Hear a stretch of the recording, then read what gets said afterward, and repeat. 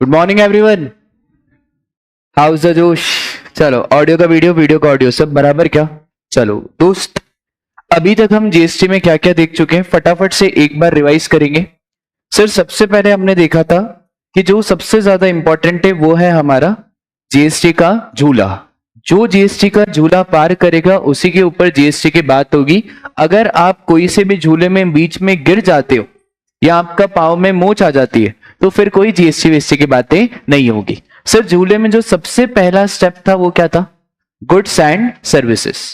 अगर goods and services है तो आगे बढ़ो, और अगर गुड्स एंड सर्विसेज नहीं है तो फिर सॉरी, नो जीएसटी। कौन कौन सी चीजें गुड्स एंड सर्विसेज में कवर नहीं होती है? सर मनी और सिक्योरिटीज। मनी में भी सर हमने देखा था कौन कौन सा मनी कवर हो जाता है। सर ऑल्दो तो मनी कवर नहीं होता, पर अगर कोई न्यूमेस्मेटिक पर्पस से आपने मनी होल्ड करा है, पुराना 10 का सिक्का है, पुराना कॉइन से पुराना नोट है जिसकी फेस वैल्यू और मार्केट वैल्यू डिफर करती है, तो क्या वो मनी में कवर हो जाएगा? हाँ सर, फिर वो मनी में कवर हो जाएगा। सिक्योरिटीज, शेयर हो, बॉन्ड हो, डिबेंचर हो, फॉरेक्स हो, डेरिवेटिव हो, कोई भी चीज सिक्योरिटीज में कवर्ड नहीं है। पर अगर मनी के बदले में मनी आ रहा है, कोई भी कन्वर्जन चार्ज नहीं लिया जा रहा है, तो कोई दिक्कत नहीं है। पर अगर मनी के बदले में मनी आ रहा है और अलग से कट लिया जा रहा है, अलग से कमीशन लिया जा रहा है, अलग से कन्वर्जन चार्ज लिया जा रहा है, तो वो जो कन्वर्जन चार्जेस है उसके ऊपर हम जीएसटी की बातें करेंगे। वैसे ही सिक्योरिटीज खरीदी बेची उसके ऊपर नो जीएसटी, जो नफा हुआ जो नुकसान हुआ उसके ऊपर भी नो जीएसटी। पर जो सिक्योरिटी में ट्रांजैक्शन चार्जेस हैं, जो सिक्योरिटी में एक्सचेंज चार्जेस हैं, उन सब के ऊपर हम जीएसटी की बातें करते हैं। बोलो बात क्लियर है क्या? सर उसके बाद हमने देखा था क्या? सप्लाई। सर सप्लाई में मैंने आपको बोला था कि जो हमारा टैक्सेबल इवेंट है जीएसटी में, वो टैक्सेबल इवेंट क्या है? सप्लाई। एमसीक्यू का क्वेश्चन ये बन सकता है कि taxable event under GST is what? Supply. हर लॉ का एक टैक्सेबल इवेंट होता है। जैसे एक्साइज का टैक्सेबल इवेंट था मैन्युफैक्चर, वैट का टैक्सेबल इवेंट था इंट्रा स्टेट सेल, सीएसटी का टैक्सेबल इवेंट था inter state sale, service tax का टैक्सेबल इवेंट था सर्विसेज। तो हर लॉ का अपना एक टैक्सेबल इवेंट होता है। वैसे ही जीएसटी का टैक्सेबल इवेंट क्या है? सप्लाई। और सर सप्लाई में हमने 3 बातें देखी थी, एक्टिविटी, बिजनेस और कंसिडरेशन। एक्टिविटी में क्या क्या आता था? सेल हो, बार्टर हो, एक्सचेंज हो, ट्रांसफर हो, लीज हो, रेंटल हो और एक्सेट्रा। सरकार यहां पे रुक नहीं गई, सरकार ने बोला अगर कल को हम चाहें तो और चीज भी डाल सकते हैं। कहां पे? एक्टिविटी में। फिर सर हमने देखा था बिजनेस। बिजनेस के बाद रहता है मेरा कंसिडरेशन। कंसिडरेशन मतलब quid pro Q, something in return. और इसमें हमने कंसिडरेशन में कितने सर्कुलर देखे थे सर? 3। पहला सर्कुलर आपको ध्यान है क्या? Donation by individual to a charitable trust. अगर एक इंडिविजुअल चैरिटेबल ट्रस्ट को डोनेट कर रहा है और बदले में चैरिटेबल ट्रस्ट आपका फोटो लगा रहा है या आपका नाम लिख रहा है, दिस इज नॉट एडवर्टाइजमेंट। ये एडवर्टाइजमेंट नहीं है। इसके ऊपर हम कोई जीएसटी वीएसटी की बातें नहीं करेंगे। कब नहीं करेंगे? जब 3 कंडीशन फुलफिल होगी। कौन कौन सी 3 कंडीशन?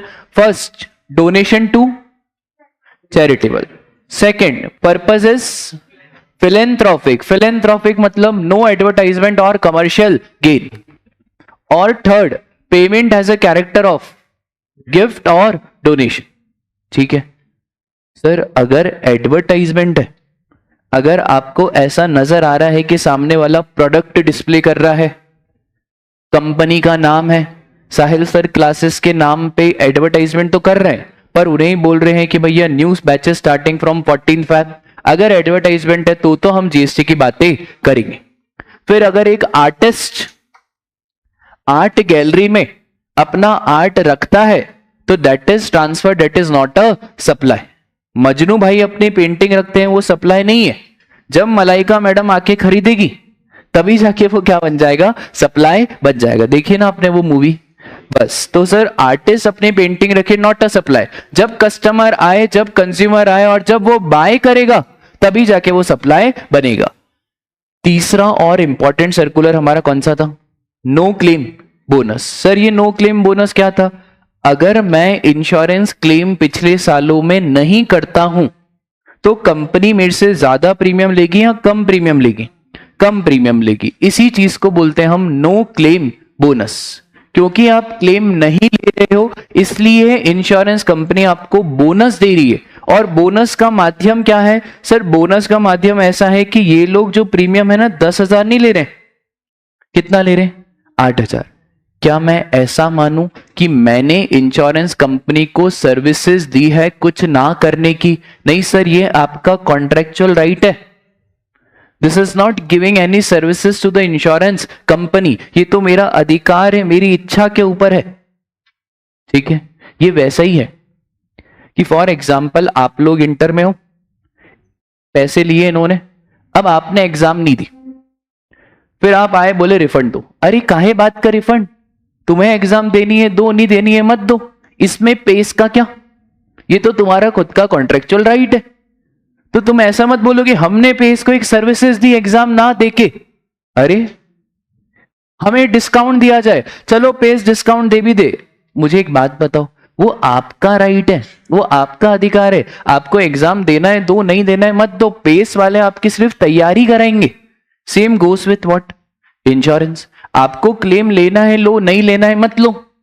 अगर आप नहीं लोगे तो चलो फिर भी इंश्योरेंस कंपनी वालों ने दिल बड़ा करके आपका प्रीमियम कितना लिया, 8,000। इसका मतलब ये नहीं है कि हमने उन्हें एक सर्विसेज दी क्लेम ना लेने की, और हमने कोई सर्विसेज नहीं तो जीएसटी की बातें किस पे होगी, 8,000।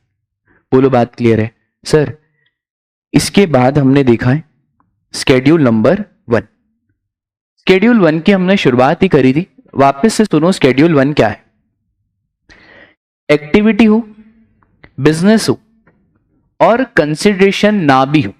क्या बोला मैंने, कंसिडरेशन नहीं हो, मतलब कुछ भी पैसा नहीं आ रहा है एफओसी सर्विसेज से, फ्री ऑफ कॉस्ट सर्विसेज से, तब भी सरकार ने क्या बनाया इसको, सप्लाई। देखो जनरली ऐसे ट्रांजैक्शन यहां पे कवर होंगे जहां पे सरकार को बहुत ज्यादा शक होगा, जैसे रिलेटेड पार्टी। सरकार बोलेगी यार रिलेटेड पार्टी में कुछ आएगा तो नहीं बदले में।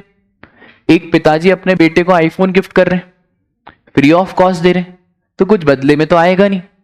तो सरकार ने बोला बदले में नहीं आएगा पर आईटीसी तो लेके रखिए, तो फिर सरकार ने उसको क्या बनाया, सप्लाई। तो जनरली सर स्केड्यूल नंबर 1 में 4 पैराग्राफ, और स्केड्यूल 1 में हमारा सबसे पहला आता है पैरा नंबर 1।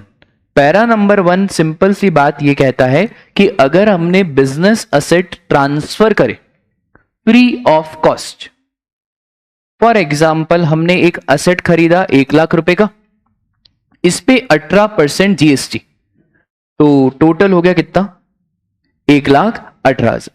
अब ये मत बोलना कि सर आपको 1,18,000 का पड़ा, मैंने सामने वाले को दिए तो 1,18,000, पर मैं मेरी किताबों में 18,000 का क्या लूंगा, credit, ITC input tax credit rebate लूंगा। बोलो बात क्लियर है। पेस वाले भी ऐसा ही करते। आपको क्या लगता है, जैसे ये कैमरा खरीदा, ये डिजिटल बोर्ड खरीदा, सामने वाले ने, जब हमने डिजिटल बोर्ड खरीदा तो सपोज करो 2 लाख का डिजिटल बोर्ड प्लस 18% जीएसटी कितना हो गया, 36,000, टोटल कितना हो गया, 2,36,000। राजा पेस को कितने का पड़ा, 2,36 का बोले कि 2 का बोले, सर 2 का बोलो, भले पेस ने दिए कितने, 2,36, पर बाद में जब पेस अपना रिटर्न भरेगा तो 36,000 का क्या ले लेगा, क्रेडिट। छूट बोलो क्रेडिट बोलो, पर टेक्निकल भाषा में आप आज से क्या बोलोगे, इनपुट टैक्स क्रेडिट। सरकार ने क्रेडिट इसलिए दिया क्योंकि पेस आगे से कुछ कमा के दे रहा है। सरकार सबको क्रेडिट नहीं देती है, तुम्हें कोई क्रेडिट मिलेगा नहीं, सरकार क्रेडिट इसलिए दे रही है क्योंकि पेस इसके बलबूते पे कोचिंग चलाएगा, उस कोचिंग पे जीएसटी सरकार को लाके देगा, तभी सरकार इसका क्या दे देगी, क्रेडिट। पर सर एक बात बताओ, अगर यही चीज प्रेरक सर अपने बेटे के लिए खरीदते तो क्या कोई क्रेडिट मिलता, नहीं मिलता, क्योंकि क्या आगे से कोई जीएसटी आ रहा है, नहीं। अब एक ही मंत्र याद रखना कि अगर आगे से जीएसटी आएगा तो ही सरकार क्या देगी, क्रेडिट देगी। 1,18,000, 18,000 का हमने क्रेडिट ले लिया और हमने मोदी को वादा कर दिया, ये वादा करा मोदी जी बेफिक्र हो जाओ, हम आपको आगे से जीएसटी लाके देंगे, ठीक है। मोदी जी देख रहे थे, आपका एक दोस्त आपकी शॉप पे आया, उस दोस्त ने बोला यार ये असेट मुझे चाहिए, तो बोला ठीक है यार ले जा। बोले पैसे, अरे क्या छोटी मोटी बात कर दी, दोस्ती में कैसा पैसा वैसे का व्यवहार। उससे बोला ठीक है, ये असेट अपने फ्रेंड को ट्रांसफर कर दी, कैसा, free of cost. Modi ji ऊपर से सब देख रहे थे। मोदी जी ने बोला जो वादा किया तुमने, और तुम बोल रहे हो वादे तो किए ही जाते हैं। मोदी बोल रहे भाई हमने तुम्हें 18,000 का आईटीसी इसलिए नहीं दिया था कि तुम आगे ये कारनामा करोगे और एफओसी बेचोगे, क्योंकि तुमने ये एफओसी बेचा तो ये 18,000 वापस करो। हाँ सही बात है, ये 18,000 क्या करो, वापस। तो तुम बोल रहे हो कि सर हमने 18,000 का तो क्रेडिट ले लिया बुक्स में, अब कैसे वापस करें, ये तो हो गया पुराना ट्रांजैक्शन। बोलना कोई दिक्कत नहीं, वापस लेना हमको आता है, वापस तो तुम्हें करना पड़ेगा। तो फिर क्लाइंट ने बोला कैसे वापस लोगे, ये तो सप्लाई बनेगा ही नहीं, क्योंकि साहिल सर ने सिखाया है कि एक्टिवेट होना चाहिए, बिजनेस होना चाहिए और कंसिडरेशन तो है ही नहीं। ओहो Modi ji this is not a supply. तुम जैसे लोगों के लिए तो क्या लेके आए, शेड्यूल 1। मोदी जी को ये 18,000 का आईटीसी रिवर्स कराना था, क्या कराना था, रिवर्स। या 18,000 का आईटीसी दुकानदार को, एंटिटी को, कंपनी को वापस देना था। तो मोदी जी ने बोला अगर आप ये फ्री ऑफ कॉस्ट ट्रांसफर करोगे, ऑल्दो यहां पे कंसिडरेशन नहीं है, फिर भी क्या बनेगा, क्या बनेगा, सप्लाई बनेगा। अगला डाउट यह आएगा कि सर कौन सी वैल्यू पे। अब वो बात तो सीए फाइनल की, पर ठीक है यार मैं आपको सभी बता देता हूं, ठीक है। बात वो सीए फाइनल की है, आपके कोर्स में बस इतना ही है कि ये क्या बनेगा, सप्लाई। पर बच्चों का डाउट तो ये आता है कि सर वैल्यू कहां से निकालोगे, तो सिर्फ एक ही चीज बता रहा हूं, ओनली फॉर नॉलेज पर्पस। अगर वैल्यू ना दियो तो हमें रूल्स पे जाना पड़ता है, ठीक है। रूल नंबर 28, रूल नंबर आप छोड़ो, वो कहता है कि भैया आप सबसे पहले ओपन मार्केट वैल्यू को पकड़ो। किसको पकड़ो, ओपन मार्केट वैल्यू।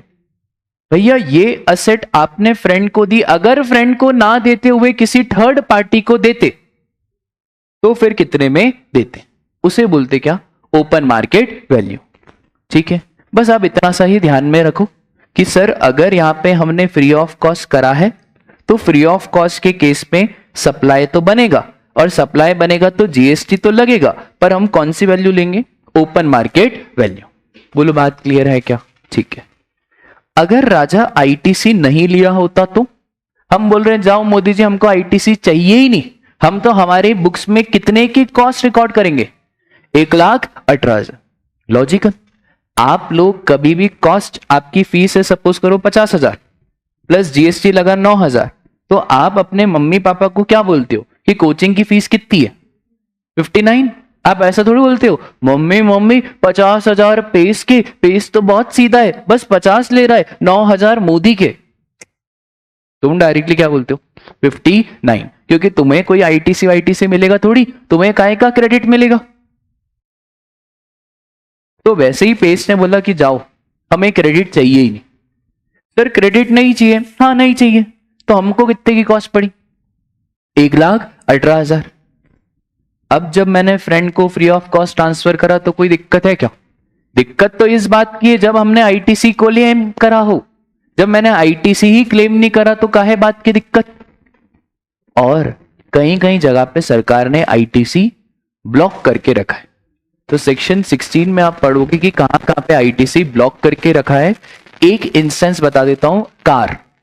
सरकार बोलती है भैया दुकानदारों, कंपनियों, अगर आप कार लेते हो, कार भले बिजनेस यूज के लिए ले रहे हो, उसका आईटीसी हम आपको नहीं देंगे। लॉजिकल है भाई। अपना मुकेश भाई कितने की तो कार है उनके पास, अभी 100 करोड़ की तो उनके पास कार है, प्लस 18 करोड़ का जीएसटी, कितना हो गया? पूरा 18 करोड़ का अगर आईटीसी दे दिया तो मुक्कू भाई के तो मजे हो गए, गवर्नमेंट का नुकसान हो गया। तो गवर्नमेंट ने बोला भैया हम पता कैसे चलेंगे कि कार बिजनेस यूज है या पर्सनल यूज है? तो सरकार ने बोला भैया कार का हम आईटीसी नहीं देंगे, ऑल्दो आप उसको बिजनेस यूज में यूज करो, भले पर्सनल यूज में यूज करो, उससे हमको कोई लेना देना नहीं है। तो ऐसा सरकार ने लिस्ट बना के रखी है। तो अगर आईटीसी ब्लॉक है, फिर अपने फ्रेंड को फ्री ऑफ कॉस्ट दे रहे हो, क्या सप्लाई बनेगा? नहीं सर, सप्लाई नहीं बनेगा। इसका मतलब है सरकार को प्रॉब्लम बस एक ही चीज से है, वो है क्या? आईटीसी, वो है इनपुट टैक्स क्रेडिट। बोलो बात क्लियर है क्या? पक्का? तो सर अभी हमने पता है क्या कवर करा? Para number 1। सर पैरा भी याद करने, आपको बिना कुछ याद करे भी सब याद हो जाएगा, ठीक है? Schedule 1 para number 1। तो स्केड्यूल 1 पैरा नंबर 1 क्या बोलता है सर? परमानेंट ट्रांसफर और disposal of business assets where ITC has been availed. Important point क्या है सर? आईटीसी लिया हुआ होना चाहिए। बोलो बात क्लियर है? सर कुछ एग्जांपल देख लेते हैं फटाफट से। Dhruv gives old laptops being used in his business to his friend free of cost. Dhruv जैसा दोस्त भगवान सबको दे, वरना आप तो ऐसे हो कि अगर पेंसिल भी उधार पे देते हो तो फिर कल पे बोलते हो कि ब्याज के साथ वापस दे, टाइम वैल्यू ऑफ मनी। ऐसा नहीं करना यार। तो ध्रुव जैसा दोस्त मिले अपने को, old laptop being used in his business to his friend free of cost. Sir ये सप्लाई बन जाएगा अगर हमारे ध्रुव भाई ने क्या लेके रखा है? ITC. A dealer of air conditioner permanently transfer motor vehicle free of cost. ITC on motor vehicle is blocked. अगर आईटीसी ब्लॉक्ड है तो क्या सप्लाई बनेगा? सर अगर आईटीसी ब्लॉक्ड है तो कोई सप्लाई बनने वाला नहीं है, ठीक है? पहले ट्रांजैक्शन के बाद हमारा जो दूसरा ट्रांजैक्शन है उधर ध्यान देना। सप्लाई ऑफ गुड्स और सर्विसेज और बोथ बिटवीन रिलेटेड पर्सन। अगला डाउट यह आएगा कि सर आखिरकार रिलेटेड पर्सन क्या होता है? और बिटवीन डिस्टिंक्ट पर्सन। अब ये रिलेटेड पर्सन क्या होता है और ये डिस्टिंक्ट पर्सन क्या होता है? सरकार ने बोला अगर आप रिलेटेड पर्सन और डिस्टिंक्ट पर्संस को गुड्स या सर्विसेज ट्रांसफर करते हो तो हमें झोलझाल लगता है, क्योंकि भैया रिलेटेड पर्सन है तो पक्का झोलझाल तो करा ही होगा, और जनरली रिलेटेड पर्सन को फ्री ऑफ कॉस्ट ही चीजें जाती है। सरकार ने बोला हमें झोलझाल लगता है, फ्री ऑफ कॉस्ट करा हो फिर भी हम क्या बना देंगे? सप्लाई बना देंगे। पर डाउट ये आता है सर कि आखिरकार रिलेटेड पर्सन में कौन कौन आता है? फैमिली रिलेटेड पर्सन आती है या नहीं? अब सुनो ध्यान से। रिलेटेड पर्सन में बहुत सारे जने आते हैं, जिसमें सबसे ज्यादा इंपॉर्टेंट जो एग्जाम में बार बार पूछा जाता है, जो आपको ध्यान में रखना है, वो है क्या? फैमिली। सर फैमिली मतलब बेटा इनकम टैक्स की फैमिली अलग है, कंपनी लॉ की फैमिली अलग है, और जीएसटी की फैमिली अलग है। जीएसटी की फैमिली बहुत ही लॉजिकल है। जीएसटी की फैमिली बोलती है स्पाउस और children always the part of family. पति के लिए पत्नी, पत्नी के लिए पति, और आजकल पति के लिए पति और पत्नी के लिए पत्नी। सही कह रहा हूं ना मैं? तो spouse is always the part of family और चिल्ड्रन भी always the part of family. पर parents, grand parents, brother, sister family का पार्ट तभी बनेंगे जब वो dependent, if they are wholly और mainly dependent on said person. Sir इसका मतलब अगर डिपेंडेंट नहीं हुए तो फैमिली का पार्ट नहीं बनेंगे? नहीं बनेंगे, बिल्कुल भी नहीं बनेंगे। अगर डिपेंडेंट होंगे तो ही फैमिली का पार्ट बनेंगे। सर हमारी भी कोई फैमिली बनाओ ना, तो बना देते हैं। अपने को क्या है, एग्जाम्पल लेते हैं अपन। आपका क्या नाम है? हाँ खुशी, बहुत बढ़िया नाम भी अच्छा है तुम्हारा। तो चलो खुशी। कोई लड़के का नाम बोलो, कोई भी। शाहरुख नहीं, तो हिंदी नाम बोलो, हिंदी नाम। अर्जुन, अरे वाह चलो। अर्जुन। अरे कोई दिक्कत थोड़ी है भाई, नहीं चलो छोड़ो यार, फिर बाद में फिर आप ऐसा करोगे। मिस्टर एक्स ले क्या, मिस्टर एक्स, ठीक है। खुशी मैडम की शादी हो गई और खुशी मैडम, मिस्टर एक्स आपके कौन है, स्पाउस, ठीक है। चिल्ड्रन ले लो सर, लव कुश, है ना, चिल्ड्रन के नाम पे सर बढ़िया नाम दे देते अपन, लव और कुश। ये तो हमेशा हमेशा फैमिली का पार्ट बनेगा। Sir what about parents, grand parents? अगर आप चार्टेड अकाउंटेंट बन गए और आपने बोला पापा आज से काम करने की जरूरत नहीं है, अब बिटिया कमाएगी और बिटिया के पैसे पे घर चलेगा, ऐसा प्राउड फीलिंग आता है ना तुमको कि सर अब बिटिया कमाएगी और बिटिया के पैसे पे घर चलेगा। दूसरा ऑप्शन भी हो सकता है, पापा चार्टर्ड अकाउंटेंट में सिखाया गया हमको कि इनकम रुकनी नहीं चाहिए, मैं भी कमाऊंगी आप भी कमाओ, बात तो सही है ना, मैं भी कमाऊंगी आप भी कमाओ। दो ऑप्शन, पहले ऑप्शन में तो इसने अपने पापा को बोला पापा आप सब बंद बंद करो, आप रिटायरमेंट ले लो, आप घर पे अनुपमा देखना, है ना, आप क्या ले लो यार, रिटायरमेंट ले लो पापा, आप घर पे बैठो तारक मेहता अनुपमा, ठीक है भैया। अगर पापा जी ने क्या ले लिया, रिटायरमेंट, मतलब पापा इज होली और मेनली डिपेंडेंट ऑन यू। मैं तो चाहता हूं कि ऐसा ही हो, ठीक है, ऐसा भी दिन आना चाहिए। पर आजकल ऐसा है ना कि पापा लोगों को लगता है कि भैया भरोसा क्या ही करे, इनका कोई भरोसा नहीं है, ठीक है। आज आप पूरे डिपेंडेंट हो, आप पूरा एक भी रुपया आप थोड़ी कमा रहे हो, सब खर्चा वर्चा सब पापा पापा दे रहे। तो एक चीज हमेशा लाइफ में याद रखना कि जब पहली बार सीए बनो तो पहला गिफ्ट मम्मी पापा को ही देना, ठीक है। जब हम भी सीए बने थे ना तो पहला गिफ्ट पापा मम्मी को ही दिया जाता है, फिर बाद में सबको दिया जाता है। कुछ भी गिफ्ट दो, कुछ भी गिफ्ट दो, पापा को वॉच दे दो, शर्ट दे दो, बस छोटी छोटी गिफ्ट दोगे ना तो देखो उनको आईफोन दोगे कोई मतलब ही नहीं है, उनको चलाने ही नहीं आएगा, उनको तो सादा मोबाइल ही चाहिए, पर गिफ्ट देना बहुत जरूरी है। तो सर हमेशा एक चीज याद रखना कि आप सक्सेसफुल तभी बनोगे जब वो आपके ऊपर क्या हो, डिपेंडेंट हो। ऐसा मैं नहीं कह रहा, ऐसा मेरा जीएसटी का लॉ कह रहा है, बहुत लॉजिकल बनाया है। तो सर अगर रिटायरमेंट है तो फिर वो किसका पार्ट बनेंगे, फैमिली। पर अगर रिटायरमेंट नहीं लिया तो वो फैमिली का पार्ट नहीं बने। बोलो बात क्लियर है क्या? तो सर यहाँ पे क्या क्या एग्जाम्पल है, क्या चार जने हैं, पेरेंट्स हैं, ग्रैंड पेरेंट्स है, ब्रदर और सिस्टर। अगर ये डिपेंडेंट होंगे तभी फैमिली का पार्ट बनेंगे, अगर डिपेंडेंट नहीं है, इंडिपेंडेंट है, तो कोई फैमिली का पार्ट नहीं बनेंगे। अब एग्जाम में ऐसा नहीं बोलता कि डिपेंडेंट इंडिपेंडेंट, एग्जाम में बोलता है वेल सेटल्ड। क्या बोलता है, समझ जाना, इंडिपेंडेंट। जब ऐसा कह दिया कि वेल सेटल्ड तो ऑटोमेटिकली समझ में आ गया कि क्या है, इंडिपेंडेंट। सर अगर कुछ भी ना कहा तो, कुछ भी ना कहा तो बाय डिफॉल्ट उसको फैमिली का पार्ट बनाया जाता है। अननेसेसरी अजम्पशन मत लिख के आना कि सर लड़की अब बड़ी हो गई है तो पैसे वैसे कमाती होगी, कुछ अजम्पशन लिख के आने की जरूरत नहीं है। अगर कुछ ना गिवन रहे तो ऑटोमेटिकली किसका पार्ट बनेगा, फैमिली का। पर अगर ऐसे वर्ड लिखे हो कि वेल सेटल्ड है, जॉब है, तो फिर ऑटोमेटिकली समझ जाना कि वो क्या है, डिपेंडेंट, सॉरी वो क्या है, हमारे इंडिपेंडेंट, ठीक है। बोलो बात क्लियर है कि क्या?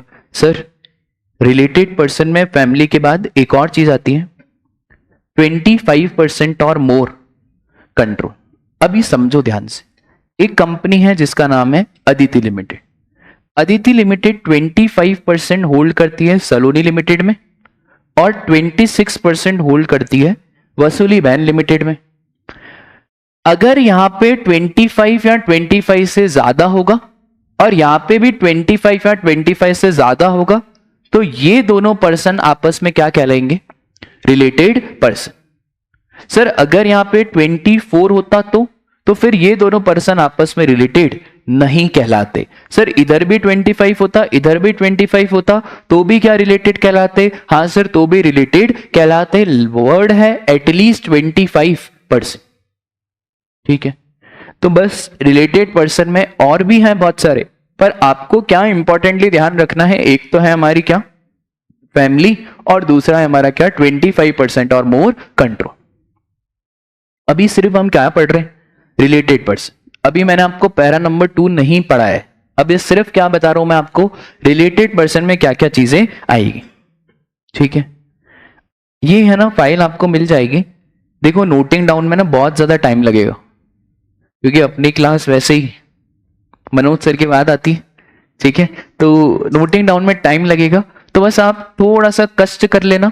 दो तरीके आपके पास, या तो पूरी फाइल आखिरी में फोटोकॉपी कराना, जो मेरे को पूरा भरोसा आप वही कराओगे, या अगर आपको बहुत ही ज्यादा शौक है तो फिर घर पे जाके आप क्या कर लेना, लिख लेना, ठीक है। दोनों ऑप्शन आपके पास है। पूरी फाइल आपको आखिरी में मिली जाएगी, या तो पूरी फाइल, या तो आप क्या करा लेना फोटोकॉपी, या तो खुद नोट डाउन कर लेना। बोलो बात क्लियर है क्या? चलो सर, रिलेटेड पर्सन में क्या क्या चीजें आएगी? सबसे पहले हमारा रिलेटेड पर्सन में आएगा officer director of one another business. एक कंपनी के दो बोर्ड ऑफ डायरेक्टर्स आपस में क्या रहेंगे, रिलेटेड। उसके बाद पार्टनरशिप फर्म में आपस में सारे पार्टनर्स भी क्या रहेंगे, रिलेटेड। एम्प्लॉयर और employee are always always related. Arjun भैया और प्रेरक सर आर क्या, रिलेटेड, है ना, क्योंकि employer and employee are always related. But article and principal are not related. You are not an employee, हाँ, you are not an employee, you are an article assistant, ठीक है। तो कभी भी बहुत सारे लोग मेरे से पूछते हैं कि सर आर्टिकलशिप में हम एम्प्लॉय कहलाएंगे? नहीं, आर्टिकलशिप का experience is null and void, ठीक है। बात भले कड़वी लगे पर सुन लो, आर्टिकलशिप का experience is null and void. वो एक्सपीरियंस काउंट नहीं किया जाता है, because you are not an employee, you are an article. तो आप अपने बॉस से रिलेटेड हो या नहीं हो? नहीं हो, ठीक है। एमबीए का भी ऐसे ही होता है, एमबीए वाले इंटर्नशिप करते हैं ना, वो इंटर्नशिप है, एम्प्लॉयर और एम्प्लॉई अलग होता है, कॉन्ट्रैक्ट साइन होता है, तब जाके आप बनते हो क्या, एम्प्लॉयर एंड एम्प्लॉय। आई बात समझ में? सर थर्ड पर्सन कंट्रोल्स कितना, 25% एटलीस्ट, 25 या उससे ज्यादा। One of them control directly indirectly the others. Direct control का मतलब होता है हम 51% होल्ड करते हैं। इनडायरेक्ट कंट्रोल का मतलब होता है जब majority of board of directors को मैं ही अपॉइंट करूं, मैं ही रिजेक्ट करूं, उसे बोला जाता है कौन सा कंट्रोल, इनडायरेक्ट कंट्रोल। एक थर्ड पर्सन दो जनों को कंट्रोल कर रहा है, जैसे मैं आप दोनों को कंट्रोल कर रहा हूं, तो आप दोनों आपस में क्या कहलाओगे, रिलेटेड पर्सन। फिर sir such person together control the third person, ये दोनों मिलके मुझे क्या कर रहे हैं, कंट्रोल कर रहे हैं। फिर members of the same family, और लास्ट है हमारा one of them is sole agent, sole distributor और sole concessionaire of the other. Sole का मतलब ये होता है सिर्फ मेरे लिए काम कर रहा है और किसी के लिए काम नहीं कर रहा है। कभी आप मूवी देखने गए हो तो आइनॉक्स के बाहर एक बोर्ड लगा रहता है जहां पे लिखा रहता है क्या, कंसेशनर। उसका मतलब क्या होता है, उसका मतलब यही होता है कि this is a sole agent. Sole agent का मतलब ये हुआ कि सर सिर्फ वो आप ही के लिए काम करेगा और किसी और के लिए काम नहीं करेगा। ये डेफिनेशन हुई किसकी, रिलेटेड पर्सन। अच्छा, पूरी डेफिनेशन में से सिर्फ दो ही बात ध्यान रखनी है, एक फैमिली और दूसरा क्या, वो 25%, ठीक है। सर देखो, miss Priya hold 30% share of ABC and 35% of XYZ। क्या 25 या 25 से ज्यादा है? हाँ, तो एबीसी और XYZ क्या बन जाएगा, related person. Q limited has a what, deciding role. Deciding role मतलब डायरेक्टली कंट्रोल कर रहा है या इनडायरेक्टली? हाँ, डायरेक्टली नहीं, डायरेक्टली का मतलब तो कितना, 51% या उससे ज्यादा। Q limited has a deciding role in corporate policy operation, तो ये डायरेक्ट कंट्रोल नहीं है, ये कौन सा कंट्रोल है, इनडायरेक्ट कंट्रोल। बोलो रिलेटेड पर्सन की डेफिनेशन समझ में आई क्या? सर अभी हमने सिर्फ क्या देखा, रिलेटेड पर्सन की डेफिनेशन। बोलो फटाफट से क्या क्या देखा। एक ही कंपनी में जो सारे बोर्ड ऑफ डायरेक्टर्स है वो सब रिलेटेड, पार्टनरशिप फर्म में जो सारे पार्टनर्स है वो सब रिलेटेड। उसके बाद employer and employee related. Sir उसके बाद members of the same family related, पर फैमिली में दो part, spouse and children always part of family, वो चाहे डिपेंडेंट हो या इंडिपेंडेंट हो उससे कोई फर्क नहीं पड़ता। पर sir parents, grand parents, brothers, sister, वो फैमिली का पार्ट तभी बनेंगे जब वो डिपेंडेंट होंगे। अगर वो डिपेंडेंट नहीं है, इंडिपेंडेंट है, खुद पैसा कमाते हैं, तो वो फैमिली का पार्ट नहीं बनेंगे। आई क्या बात समझ में? सर उसके बाद हमने देखा है 25%, याद रखना एटलीस्ट 25%। अगर 25 या 25 से ज्यादा हो एक एंटिटी में, दूसरी एंटिटी में भी 25 या 25 से ज्यादा हो, तो ये दोनों एंटिटी आपस में क्या कहलाएगी? Related person. ठीक है सर, डायरेक्टली कंट्रोल कर रहे हैं तो भी रिलेटेड, इनडायरेक्टली कंट्रोल कर रहे हैं तो भी related. Sole agent, sole distributor, sole concessionaire, ये सब भी आपस में क्या कहलाएंगे? Related person. एक थर्ड पार्टी दो जनों को कंट्रोल कर रही है, रिलेटेड। दो जने मिलके एक थर्ड पार्टी को कंट्रोल कर रहे हैं तो भी क्या? रिलेटेड। ठीक है, इसके बाद एक कंसेप्ट आता है जीएसटी में, डिस्टिंक्ट पर्सन। आज आप सीख लो बड़ा कॉन्सेप्ट। ये डिस्टिंक्ट पर्सन बहुत ही ज्यादा जगह काम आएगा।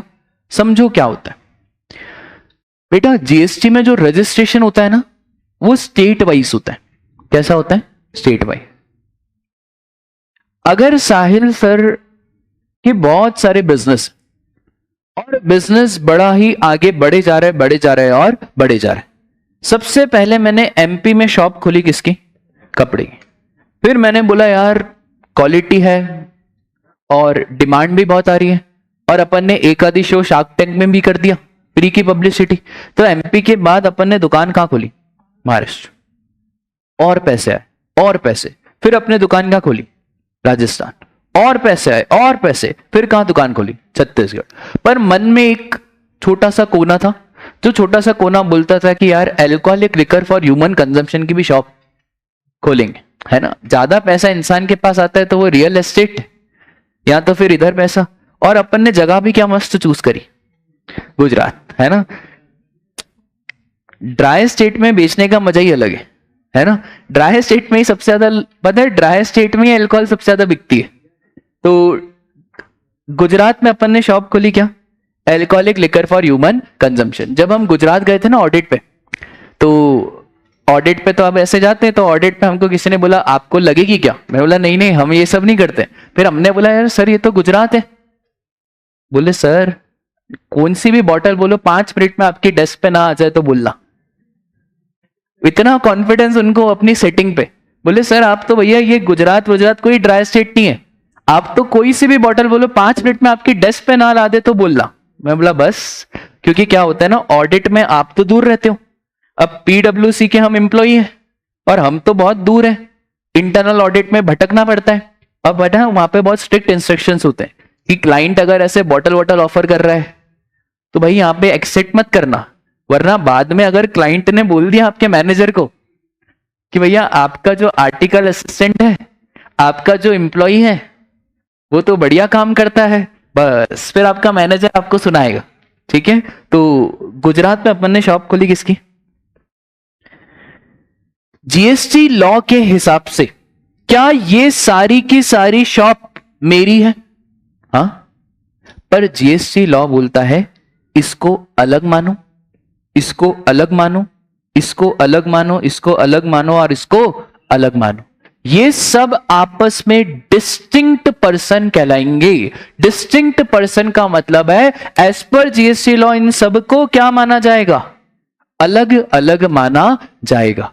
क्यों अलग माना? क्योंकि सर सबका जीएसटी नंबर एक है या अलग अलग है? अलग अलग। सर इसका तो जीएसटी नंबर है ही नहीं, ऑल्दो इसका जीएसटी नंबर नहीं है, पर फिर भी सरकार ने बोला इसे भी हम क्या मानेंगे? Distinct person. क्या मानेंगे इसको हम? Distinct person. ठीक है, अब सुनो ध्यान से, देखिए आपका दिमाग कितना तेज है। सर एमपी में मेरे 2 आउटलेट है, एक आउटलेट है सिल्वर मॉल और एक आउटलेट है मेरा विजयनगर। सरकार ने मुझे ऑप्शन दिया कि साहिल सर एक काम करो, या तो दोनों का एक रजिस्ट्रेशन ले लो या तो दोनों का अलग अलग रजिस्ट्रेशन ले लो। सिल्वर मॉल का अलग लो और विजयनगर का अलग लो। अगर मैंने एक ही रजिस्ट्रेशन लिया तो ये दोनों आपस में डिस्टिंक्ट कहलाएंगे या नहीं कहलाएंगे? नहीं कहलाएंगे। पक्का लॉ में भी यही बात लिखी हुई है कि सर अगर आपने दोनों का एक ही रजिस्ट्रेशन लिया तो काहे का डिस्टिंक्ट? डिस्टिंक्ट तो तब कहलाएंगे जब आपने सिल्वर मॉल का अलग रजिस्ट्रेशन लिया, विजयनगर का अलग रजिस्ट्रेशन लिया, दोनों का अलग अलग रजिस्ट्रेशन लिया, तब जाके क्या कहलाएंगे, डिस्टिंक्ट पर्सन। बोलो बात क्लियर है क्या? तो सर अगर एमपी में इंदौर और Bhopal single registration, not a distinct, पर अगर आपने 2 रजिस्ट्रेशन लिए तो वो क्या कहलाएगा, डिस्टिंक्ट पर्सन कहलाएगा। सर कोई पागल है, उसको भंवरी चढ़ी है कि ये 2 रजिस्ट्रेशन लेगा? ऐसा नहीं होता। बहुत बार बिलिंग भी चेक करनी पड़ती है। बहुत बार लोग क्या करते हैं ना बेटा, इंदौर का आउटलेट अलग रखते हैं, भोपाल का आउटलेट अलग रखते हैं। उससे फायदा रहता है कि इंदौर का इंदौर की बिलिंग मालूम पड़ जाएगा, भोपाल में भोपाल की बिलिंग मालूम पड़ जाएगी। कोचिंग इंस्टीट्यूट पे जनरली ये होता है कि जो कोचिंग वाले बुक्स देते हैं ना, उसके ऊपर तो जीएसटी नहीं लगता, वो तो क्या है, एग्जेम्प्ट। पर जो कोचिंग की फीस है उसके ऊपर तो जीएसटी लगता है। तो कोचिंग वाले भी जनरली 2 रजिस्ट्रेशन लेते हैं, कोचिंग का अलग, बुक्स का अलग। सर एक भी ले सकते हैं? हाँ एक भी ले सकते हैं, वो क्लाइंट पे डिपेंड करता है। जनरली एक चार्टेड अकाउंटेंट क्लाइंट को क्या सजेस्ट करेगा कि 2 रजिस्ट्रेशन लो या एक लो? एक लो, एक लो, क्योंकि 2 रजिस्ट्रेशन लिए तो कितना मचमच हो जाएगा। ऑल्दो चार्टेड अकाउंटेंट की इनकम बढ़ जाएगी, पर हमको ऐसा नहीं करना है। हम बोलेंगे सर आप तो एक काम करो ना, एमपी का स्टेट वाइज रजिस्ट्रेशन है, तो आपका इंदौर में है, भोपाल में है, उज्जैन में है, और कहीं पे भी है, आप क्यों मचमच में पढ़ रहे हो, एक ही रजिस्ट्रेशन ले लो, किसका, एमपी का। ठीक है, ऑल्दो कोई कोई चार्टेड अकाउंटेंट ऐसा भी बोल सकते हैं कि सर इंदौर का अलग रखो, भोपाल का अलग रखो, उज्जैन का अलग रखो। उससे फायदा ये हो जाएगा, बिलिंग अलग अलग हो जाएगी, इसका पूरा काम अलग रहेगा, इसका पूरा काम अलग रहेगा, और उधर का काम पूरा अलग रहेगा। बोलो बात क्लियर है क्या? सर बड़े लोग कैसे करते हैं, जैसे रिलायंस इंडस्ट्रीज, ये तो बहुत बड़े रहते हैं, ये लोग तो एक एचओ का रजिस्ट्रेशन कराते हैं। सारी बिलिंग ही कहां से कराते हैं, एचओ से। मुंबई महाराष्ट्र से सारी बिलिंग कराएंगे। ठीक है, तो क्योंकि कोई भी इतने मचमच में नहीं पढ़ना चाहता है कि अलग अलग हम रजिस्ट्रेशन ले। बोलो बात क्लियर है? डिस्टिंक्ट पर्सन क्लियर है क्या? तो अभी हमने 2 बातें देखी, एक तो रिलेटेड पर्सन और दूसरा डिस्टिंक्ट पर्सन। अब आ जाओ सर, जो यहां पे सरकार ने कहा, सरकार ने कहा कि अगर हमारा रिलेटेड पर्सन के बीच में ट्रांजैक्शन होगा तो ऑल्दो फ्री में हो रहा है, फिर भी हम उसको सप्लाई बना देंगे, क्योंकि हमें शक है कि जो रिलेटेड पर्सन रहता है ना, यहां पे कोई ना कोई चीटिंग होने के चांसेस ज्यादा है। अब सपोज करो, देखिए आपका दिमाग कितना तेज है, यहां पे है साहिल सर, और यहां पे साहिल सर के ब्रदर जिनका नाम है क्या, सूरज सर। सर वो भी सर है, हाँ वो भी सर है, ठीक है। इनफैक्ट वो मतलब 8, 9, 10th लेवल को वो पढ़ाता है, पर जो उसने काम करा है ना, मेरे को ऐसा बहुत प्राउड रहता है कि जितना चार्टेड अकाउंटेंट कमा लेते हैं वो उतना उस एज में कमा लेता है। ठीक है, जितना एक चार्टेड अकाउंटेंट पहली बार सीए बन के कमा लेता है, उतना वो अभी कमा लेता है। तो मैं बोलता हूँ यार अच्छा यार, अपना भाई ने इतना करा, और हर चीज का कुछ ना कुछ स्ट्रगल रहता है। उसने अपनी कोचिंग 1 बच्चे से 2 बच्चे से शुरू करी थी, 1 हुआ, 2 हुआ, 3 हुआ, फिर 30 हुए, फिर अभी 100 हो गए। ठीक है, फिर वो भी अपना डिजिटल बोर्ड लेके आया। मैंने बोला भाई डिजिटल बोर्ड बहुत महंगा है, बोले भाई भले महंगा हो लेना तो है ही, तो वो भी अपना डिजिटल बोर्ड लेके आया। तो ऐसा एक बड़े भाई को ऐसा प्राउड होता है कि यार अपना भाई कुछ ना कुछ तो लेवल का कर रहा है। ठीक है, तो भैया यहाँ पे है हमारे सूरज सर, उनकी सपोज करो मंथली इनकम है, भगवान झूठ मत बुलाना, 70,000 रुपीज पर मंथ। ठीक है, अब सपोज तो कर लिया सर। अब क्या हुआ, उनका हैप्पी बर्थडे टू यू आया, और हैप्पी बर्थडे टू यू में बड़े भाई का कर्तव्य बनता है छोटे भाई को गिफ्ट देना। ठीक है, पार्टी देना, गिफ्ट तो दे पहले। मेरा एक बिजनेस है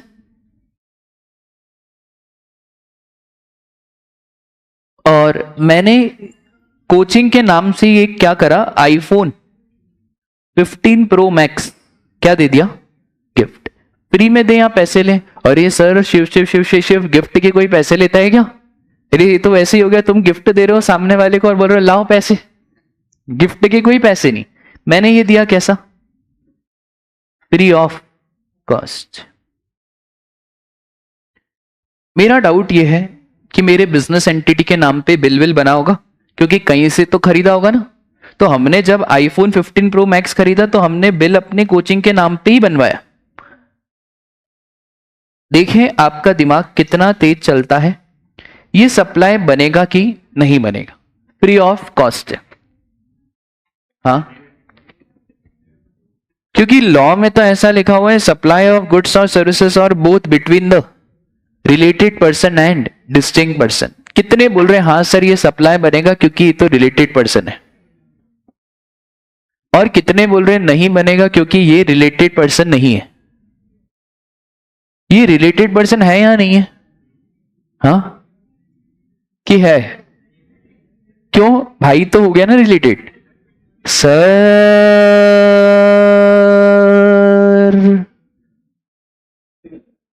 एक बार भी उसने मेरे से पूछा नहीं डिजिटल बोर्ड खरीदना है।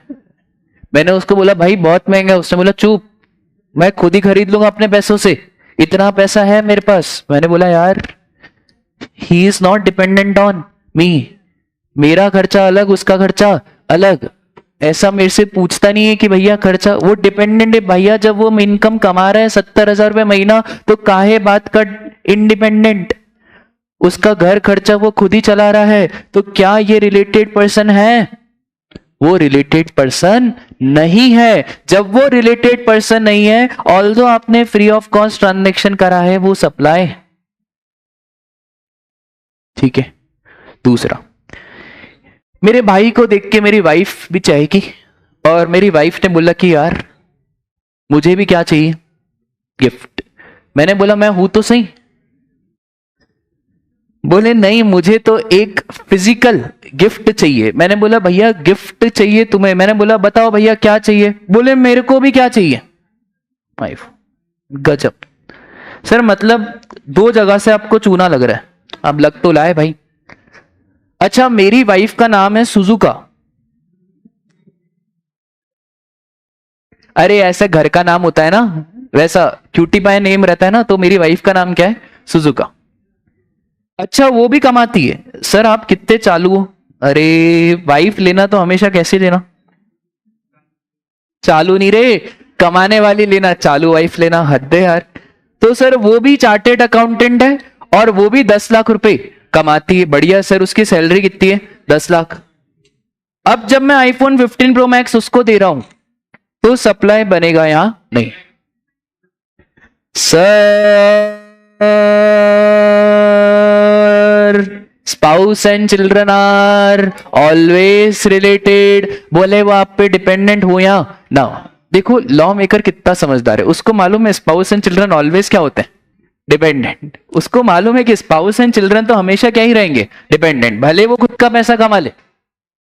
तो सर यहां पे तो वो डिपेंडेंट हो ना हो उधर देखने की जरूरत ही नहीं है।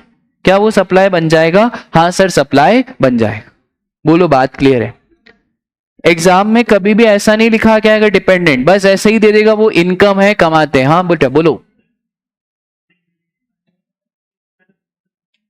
हाँ वो लगा सकते हैं। एक चीज डाउट आई कि सर आईटीसी वाला पॉइंट लगेगा जब भी रिलेटेड पर्सन की बात होगी या डिस्टिंक्ट पर्सन की बात होगी।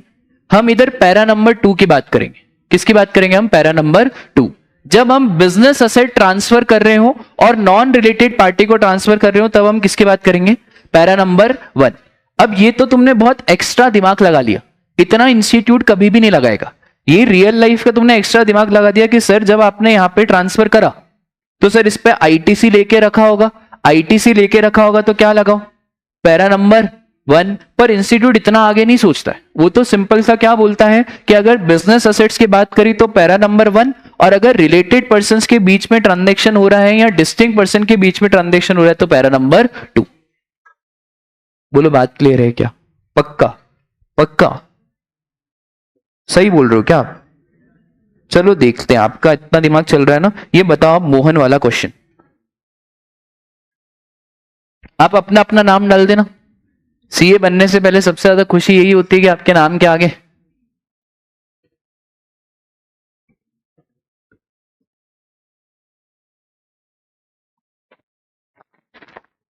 नीरज सर, विनय सर को बोलो बस 5 मिनट, मनोज सर ने क्लास लेट छोड़ी थी।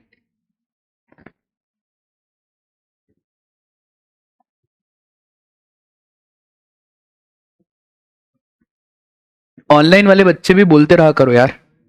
हाँ जी।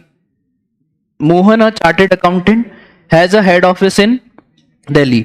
He has also obtained registration in the state of West Bengal in respect of his newly opened branch office. इसका मतलब है सर एक रजिस्ट्रेशन या दो registration?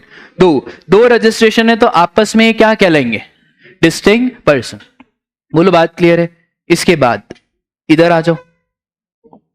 Rishabh enterprises owns an air conditioner restaurant in Virar, Maharashtra.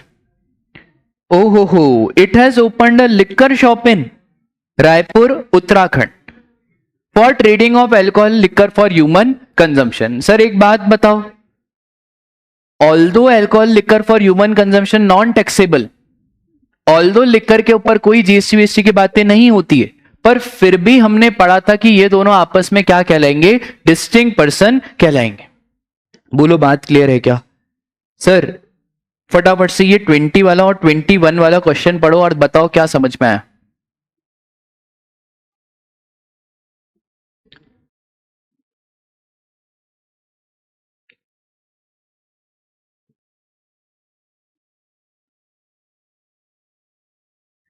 Sir Raghubir, ठीक है, Raghubir fabrics transfer 1000 shirt from his factory located in Lucknow to the retail showroom in Delhi so that the same can be sold from there. Factory and retail showroom are registered in the state where they are located. भैया मेरे एक registration या दो registration? दो registration. क्योंकि दो registration है तो अगर एक एंटिटी दूसरे को स्टॉक ट्रांसफर कर रही है, ऑल्दो कंसिडरेशन नहीं है, क्या फिर भी सप्लाई बनेगा? हाँ बनेगा, क्योंकि ये दोनों आपस में कौन से पर्सन है? Distinct person. Sir Raghubir fabrics transfer 1000 shirts from his factory located in Lucknow to the retail showroom in Kanpur का पान अच्छा है ना शायद, सो डेट, अच्छा Banaras, so that the same can be sold from there. It has taken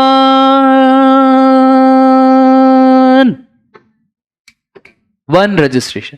क्योंकि एक ही रजिस्ट्रेशन लिया है तो क्या ये दोनों आपस में डिस्टिंक्ट पर्सन कहलाएंगे या नहीं कहलाएंगे? नहीं कहलाएंगे. अगर नहीं कहलाएंगे तो अगर स्टॉक ट्रांसफर हो रहा है तो वो सप्लाई नहीं बनेगा. बोलो माता रानी की जय. तो अगर यहां पे स्टॉक ट्रांसफर हो रहा है तो ये सप्लाई नहीं बनेगा. क्यों नहीं बनेगा? क्योंकि दो ही रजिस्ट्रेशन है या सिंगल रजिस्ट्रेशन है? सिंगल रजिस्ट्रेशन है. बोलो आज के लिए बस इतना ही, मिलते हैं कल.